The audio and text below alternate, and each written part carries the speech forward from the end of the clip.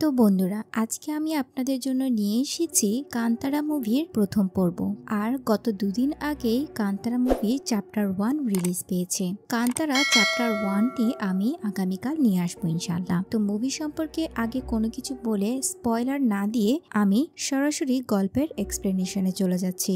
গল্পের শুরু 1847 সালে, যেখানে আমাদেরকে বলা হয় সেই সময় দক্ষিণ কান্নাডায় একটা রাজা ছিল, যার সাম্রাজ্য ছিল অনেক বড়। তার ফ্যামিলি, বউ, বাচ্চা সব ছিল, এমনকি তার প্রজারাও তাকে অনেক সম্মান করত। কিন্তু এত কিছু থাকার পরেও রাজার মনে কোনো প্রকার শান্তি ছিল না। মানে কোনো একটা কারণবশত সে সুখী ছিল না। তার মনে সব সময় অস্থিরতা কাজ করত, এমনকি রাজা ঘুমাতে পর্যন্ত পারত না। আর সে তার নিজের এই আত্মিক শান্তির জন্য নানান মন্দিরে যায়, অনেক সাধু সন্ন্যাসীর সাথেও দেখা করে, কিন্তু কোনো লাভ হয় না। শেষে একজন পণ্ডিত তাকে বলে যে তাকে একা একটি সফরে যেতে হবে এবং এমন একটি শক্তির খোঁজ করতে হবে যেটা পেলে রাজার মনে শান্তি ফিরে আসবে।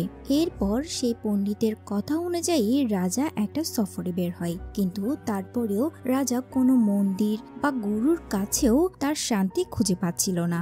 এরপর একদিন রাজা জঙ্গলের দিকে চলে যায়।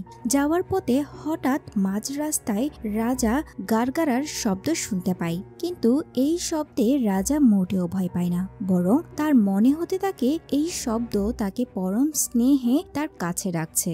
রাজা সেই শব্দ অনুসরণ করে সামনে এগিয়ে গেলে কিছু দূর যাওয়ার পরে সেখানে একটা পাথর দেখতে পাই, যেটার আশেপাশে অনেকগুলো পুজোর সামগ্রী রাখা ছিল।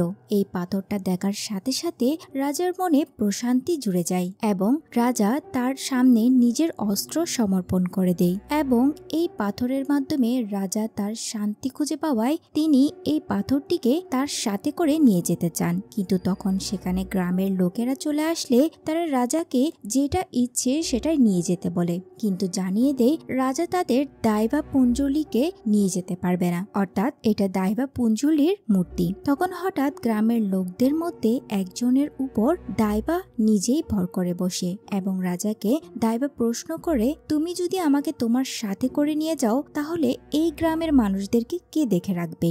যদি তুমি চাও আমি তোমার সাথে যাই তাহলে তোমার গ্রামের মানুষদের সেইটুকু পর্যন্ত জমি দিতে হবে যতটুকু পর্যন্ত আমার চিৎকার শোনা যাবে, আর এর বদলে আমি তোমার সাথে যাব এবং তোমার আত্মিক শান্তি বজায় থাকবে তোমার আগামী প্রজন্ম পর্যন্ত। এবং আমার সাথে উগ্রদেব কুলিগাও আসবে। এবং দাইবা রাজাকে এ বলেও সাবধান করে দেয় যে যদি ভবিষ্যতে কখনো রাজা বা তার কোনো প্রজন্ম এই চুক্তি ভঙ্গ করে গ্রামবাসীদের কাছ থেকে জমি ছিনিয়ে নিতে চায় তাহলে দাইবা তাদের ক্ষমা করলেও উগ্রদেব কুলিগা তাদের কখনোই ক্ষমা করবে না। এইসব কিছু শুনেও রাজা দাইবার কথায় রাজি হয়ে যায় এবং সেই লোকের চিৎকার যতটুকু পর্যন্ত শোনা গিয়েছে ততটুকু জায়গা গ্রামবাসীদের দিয়ে দেয়। এরপর দাইবাকে রাজা তার সাথে করে তার রাজ্যে নিয়ে আসে এবং সেখানেই স্থাপন করে। তখন থেকে রাজা একটা সুন্দর সুখী জীবন যাপন করতে শুরু করে। এরপর এখানেই সিন কাট হয়ে গল্প চলে যায় 1970 সালে। এখন গল্পটা বলার আগে আপনাদের কিছু ইনফরমেশন জানা দরকার, যেটা কর্ণাটিকার কোস্টাল অঞ্চলের কালচার সম্পর্কে। এখানে আমি বিস্তারিত কোনো কিছুই বলবো না, শুধু বেসিকটা বলবো যাতে করে আপনারা গল্পটা বুঝতে পারেন। তো উডুপি ম্যাঙ্গোলার অঞ্চলের মানুষদের মাতৃভাষা হলো তুলু। তারা দাইবা নামের একটা দেবীর উপর বিশ্বাস করে, আর এই দাইবা হলো এক ধরনের সুপার ন্যাচারাল আত্মা, যিনি সেখানকার মানুষদেরকে রক্ষা করে থাকে, আর তাদের পূজার জন্য থাকে ভূত স্থানা। আর বলা হয় দাইবাকে সঠিকভাবে সম্মান জানিয়ে পূজা করতে হয়, কারণ যদি কোনোভাবে তার এই সম্মানের অবমাননা করা হয় তাহলে তার ফল খুবই ভয়াবহ হতে পারে। আর এই কালচারেরই একটি অংশ হলো ভূতাকলা, যেখানে একজন লোক নর্তক সাজসজ্জা করে নৃত্য পরিবেশন করেন, আর এই নৃত্যের সময় দাইবা তার শরীরের উপর ভর করে। সাধারণত এই পারফর্মার বা নর্তক একটি নির্দিষ্ট পরিবারের হয়ে থাকে, যারা প্রজন্মের পর প্রজন্ম ধরে এটি করে থাকবে, মানে বাবার পর বাপ তার ছেলে এবং তারপর তার ছেলে, এভাবে করে তাদের বংশধর ওই ঐতিহ্যটিকে ধরে রাখবে। এই সময় দাইবা মানুষদেরকে আশীর্বাদ দেয়। এমনকি অনেক সময় ভূতাকলার মধ্য দিয়ে দাইবা গ্রামবাসীদের ব্যক্তিগত এবং গ্রাম সংক্রান্ত বিরোধ পর্যন্ত মীমাংসা করে দেয়। তো তুলুনাডুর অঞ্চলের মানুষরা বহু দাইবার পূজা করে থাকে। প্রতিটি দাইবার আলাদা আলাদা গল্প আছে, যেমন পাঞ্জুলি, গুলিগা, কলকুড়া ইত্যাদি। আচ্ছা, এখানে উচ্চারণগুলো হয়তোবা আমার অতটা সঠিক নাও হতে পারে, তো যদি ভুল হয়ে থাকে তাহলে ক্ষমা সুন্দর দৃষ্টিতে দেখবেন। এখানে ফিল্মের শুরুতেও আমাদেরকে একটা দৃশ্য দেখানো হয় যেখানে একজন গ্রামবাসীর উপর দাইবা ভর করেছে। সম্ভবত সেই ছিল সেই প্রজন্মের নর্তক, যার মাধ্যমে দাইবা এতদিন মানুষের সঙ্গে যোগাযোগ করতেন। এমনকি এই প্রথা ভারতে এখনো পর্যন্ত পালিত হয়ে থাকে। তো যাই হোক, এখন যেহেতু আপনারা কোস্টাল ইন্ডিয়ার কালচার সম্পর্কে কিছুটা ধারণা পেয়েছেন, এখন হয়তো আপনারা গল্পটি খুব ভালোভাবে বুঝতে পারবেন। তো আমি কথা না বাড়িয়ে চলে যাই মূল গল্পে। তো এরপর সিন চলে যায় 1970 সালে। সেই একই গ্রামে একটা ভোতাকলা অনুষ্ঠান হচ্ছিল, যেখানে শিবা নামের একটা শিশুর বাবা পারফর্ম করছিল। কোলার সময় আমরা দেখতে পাই সেই রাজার বংশধরদের একজন, মানে ওই রাজার যে রাজাটা দাইবার মূর্তি এনেছিল তারই বংশধরের একজন গ্রামবাসীর কাছ থেকে সেই জমি ফেরত নেওয়ার পরিকল্পনা করছে। সে বলে যে আদালতে গিয়ে সে পুরো জমি নিজের নামে করে নেবে। আর ওই মুহূর্তে পারফর্মারের শরীরে দাইবা ভর করে এবং দাইবা বলে যে তোমার বংশের শান্তির জন্যই এই জমি গ্রামবাসীদের দেওয়া হয়েছিল। তুমি চাইলে জমি ফিরে পাবে, কিন্তু সাথে তোমার শান্তিও হারাবে। এই কথা শোনার পর লোকটি দাইবাকে মানতে রাজি হয় না, বরং উল্টো তাকে প্রশ্ন করে বসে এগুলো কি দাইবা বলছে নাকি পারফর্মার নিজে বলছে। এতে দাইবার অপমানিত বোধ করে প্রচন্ড রেগে যায় এবং বলে তোমার ভাগ্য আদালতের সিঁড়িতেই নির্ধারিত হবে, আর আমি দৈবা নাকি পারফর্মার তা তুমি নিজেই বুঝতে পারবে। আজকের পর যদি তুমি আমাকে কখনো দেখতে পাও তবে আমি পারফর্মার, নইলে আমি দাইবা। এমন কথা বলেই শিবার বাবা মশাল হাতে নিয়ে জঙ্গলের দিকে দৌড় দেন এবং হঠাৎ করেই সেখানে অদৃশ্য হয়ে যান। সেই দিন থেকে আর কেউ কখনো শিবার বাবাকে দেখতে পায়নি। আর সেই রাজার বংশধর সত্যি সত্যি আদালতের সিঁড়িতে রক্ত বমি করে মারা যায়। তার মানে ওই পারফর্মার সত্যি দাইবা ছিল। এরপর গল্প চলে আসে 1990 সালে।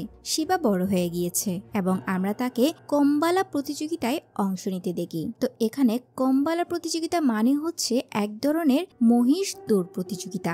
আর এই প্রতিযোগিতায় মহিষের মালিকেরাও তাদের সঙ্গে দৌড়ে অংশ নেয় এবং সবচেয়ে কম সময়ে নির্দিষ্ট দূরত্ব যে অতিক্রম করবে সেই এই প্রতিযোগিতায় বিজয়ী হয়। তো এই দৌড়ে শিবা খুব দ্রুত দৌড়ায় এবং এই দৌড়ের নিয়ম অনুযায়ী শিবাই বিজয়ী, কিন্তু প্রতারণা করে জমিদারের মহিষকে বিজয়ী ঘোষণা করা হয়। এতে শিবা জমিদারের লোকদের সাথে ঝগড়া করে। শেষ পর্যন্ত জমিদার নিজেই শিবার হাতে মেডেল ও পুরস্কার তুলে দেন এবং তার লোকেদের উপর প্রতারণার জন্য রেগে যায়। তো এখানে কিছু চরিত্র সম্পর্কে আপনাদের জানা দরকার, তাই আমি এই চরিত্রগুলো সম্পর্কে আপনাদের আগে পরিচয় করিয়ে দিই, যাতে আপনাদের ভবিষ্যতে ঘটনা বুঝতে সুবিধা হয়। তো এখানে প্রথমে হচ্ছে এই মুভির লিড ক্যারেক্টার শিবা, যার বাবাই 20 বছর আগে বোতাকোলার সময় অদৃশ্য হয়ে গিয়েছিল। তাদের পরিবারের প্রজন্ম থেকেই এই ঐতিহ্য বহন করে আসছে। তো এখানে আসলে শিবারই ভোতাকলা চালিয়ে যাওয়ার উচিত ছিল,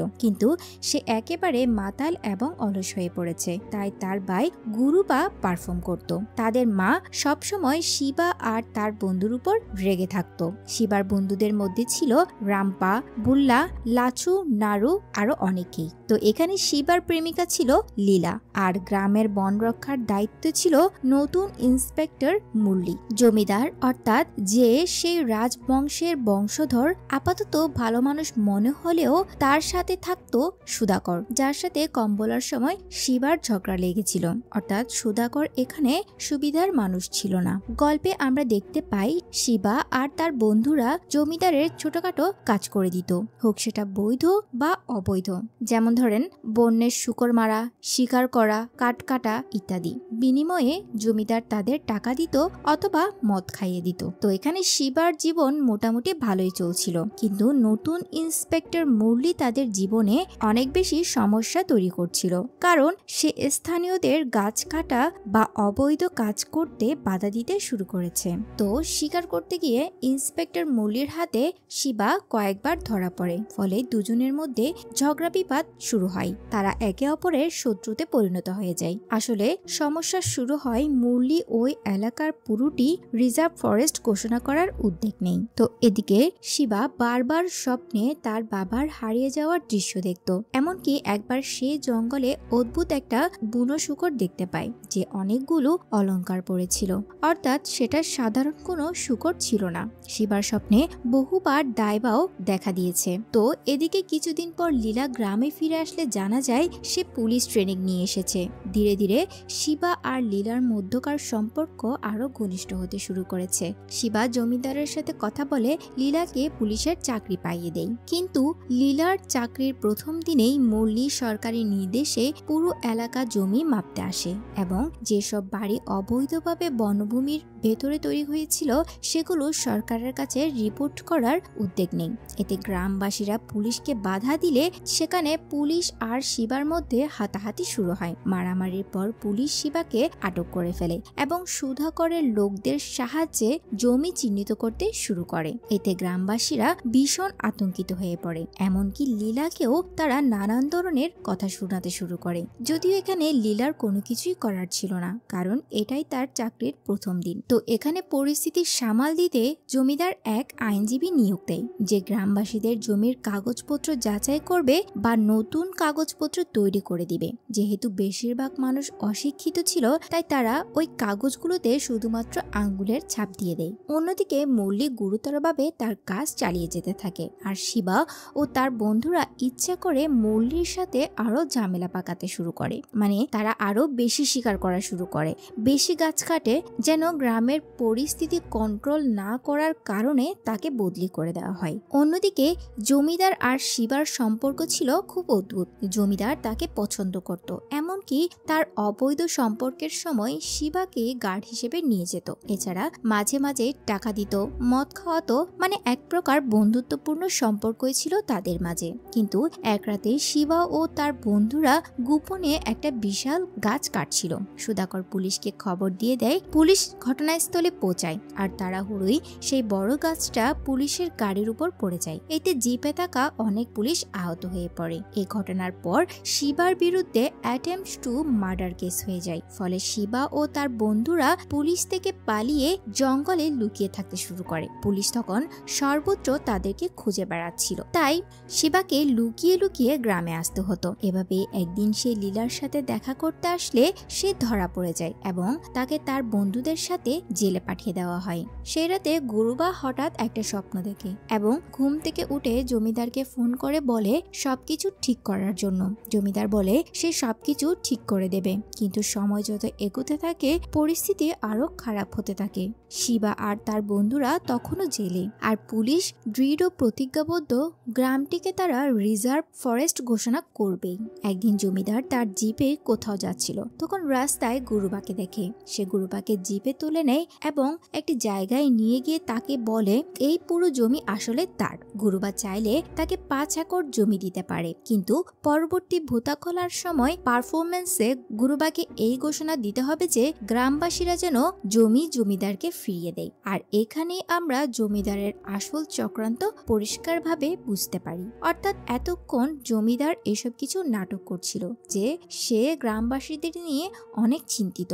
আসলে জমিদারের মূল উদ্দেশ্যই ছিল ওই জমিগুলো হাতিয়ে নেওয়া। কিন্তু গুরুবা এতে রাজি হয় না। সে বলে দাইবা কখনো এমন হতে দেবে না। এটা শুনে জমিদার রেগে গিয়ে গুরুবাকে সেখানেই মেরে ফেলে এবং সুধাকরের সাহায্যে তার মৃতদেহটিকে সেই জায়গাতেই ফেলে রাখে যেখানে ভোতা করা হতো। তো পরদিন গ্রামবাসীরা গুরুবার মৃতদেহ পেয়ে তপ দেখিয়ে যায়। জমিদার সবার সামনে এসে এমন ভাবে শোক প্রকাশ করতে থাকে যেন সে কিছুই জানে না। অন্যদিকে ইন্সপেক্টর জানতে পারে যে জমিদার তার আইনজীবীর সাহায্যে গ্রামবাসীদের আঙ্গুলের ছাপ নিয়ে জমির কাগজপত্র নিজের নামে করে নিয়েছে। অশিক্ষিত গ্রামবাসীদের ঠকিয়ে সে পুরো জমি বৈধভাবে নিজের দখলে নিয়েছে। এতে ইন্সপেক্টর ঠিক করে যে সে গ্রামবাসীদের সাহায্য করবে আর এখানে আমরা বুঝতে পারি যে মুরলি আসলে খারাপ লোক নয়, সে শুধুমাত্র বনকে রক্ষা করতে চেয়েছিল। গুরুবার মৃত্যুর খবর জেলে থাকা শিবার কাছে পৌঁছালে শিবা একেবারে ভেঙে পড়ে। যেদিন গুরুবাকে মারা হয়েছিল সেই রাতেই শিবা স্বপ্নে গুরুবাকে ডাইভার রূপে কান্না করতে দেখেছিল। আসলে পুরো সিনেমা জুড়ে শিবা প্রত্যেকবার ডাইভার স্বপ্ন দেখত। এরপর জমিদার শিবাকে জেল থেকে ছাড়িয়ে আনে এবং তাকে ভুল বুঝায় যে গুরুবাকে আসলে ইন্সপেক্টর মেরেছে। এতে শিবা রেগে গিয়ে লোহার কাজ করা লোকের কাছে গিয়ে তার তলোয়ার ধার দেয় মুরলিকে খুন করার উদ্দেশ্যে। কিন্তু তখন লোহার মিস্ত্রি তাকে বলে যে যেদিন গুরুবা মারা যায় সেদিন সে তাকে জমিদারের জিপে বসে দেখেছিল। যাওয়ার সময় জমিদারের সাথে গুরুবা থাকলেও ফেরার পথে জমিদার একাই ফিরছিল, অর্থাৎ গুরুবাকে জমিদারই মেরেছে। শিবা তখন মদের নেশায় থাকলেও আস্তে আস্তে সত্যিটা বুঝে যায়, আর তার সন্দেহ আরো নিশ্চিত হয়ে যায় যখন জমিদারের লোকজন এমনকি সুধাকর পর্যন্ত শিবাকে খুন করার চেষ্টা করে। কিন্তু লড়াইয়ে শিবা তাদের হারিয়ে ফেলে এবং এরপর জমিদারের বাড়িতে গিয়ে নিজেই সে জমিদারকে হুমকি দিতে শুরু করে। তো জমিদারের বাড়ি থেকে ফেরার পথে দাইবা তাকে দেখা দেয়, যার জন্য শিবার অ্যাক্সিডেন্ট হয়ে যায়। এরপর সে এক মশাল নিয়ে জঙ্গলের দিকে গেলে সেখানে সেই অলংকারধারী বুনো শুকরটিকে আবারও দেখতে পায়। তার পিছু নিয়ে শিবা পৌঁছে যায় ঠিক সেই জায়গায় যেখানে দাঁড়িয়ে তার বাবা হারিয়ে গিয়েছিল। সেখানে সে দাইবার কণ্ঠ শুনতে পায়, যেটা তাকে পথ প্রদর্শন করে। তো এইসব কিছু ঘটার পর শিবা গ্রামে ফিরে আসে, সবাইকে জানায় যে গুরুবাকে আসলে জমিদার মেরেছে। মুরলিও সেখানে উপস্থিত ছিল এবং সে গ্রামবাসীদের বোঝানোর চেষ্টা করে যে জমিটি যদি রিজার্ভ ফরেস্ট হিসেবে ঘোষণা করা হয় তাহলে জমিটি আর জমিদার দখল করতে পারবে না। পরে আদালতে আবেদন করে গ্রামের লোকেরা এখানে থাকতে পারবে, অর্থাৎ যদিও জমি তাদের নামে থাকবে না তবুও তারা এখানে বসবাস করতে পারবে এবং জমিদারের কোনো বৈধ অধিকার থাকবে না।